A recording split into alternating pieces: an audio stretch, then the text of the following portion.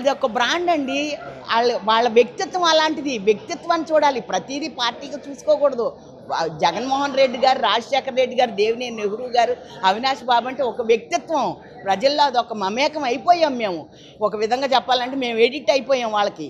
అంతేగాని మీరు ఇష్టానుసారంగా పేలినంత మాత్రాన్ని, మీరు మాట్లాడినంత మాత్రాన్ని వాళ్ళు ఏమీ మైనస్ అవ్వరు. అది మాత్రం గుర్తుపెట్టుకోండి. నిన్న చూశారు కదా అవినాష్ బాబుని చూస్తున్నారు. జగన్ తప్పకుండా. మీరు మొన్న ఏదో తూతు మంత్రం తుమాయి మంత్రం గెలిచారండి దొంగ ఓట్లతో. ఆ ప్రపంచం చూశారు కదా.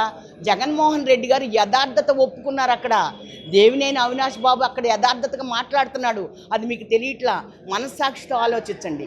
అక్కడ డూబు చెప్పలా, ప్రతిదీ డూబు చెప్పలా జగన్మోహన్ రెడ్డి గారు. డూబు చెప్పులా, ఇచ్చానంటే ఇచ్చాను, బటన్ నొక్కానంటే నొక్కాను.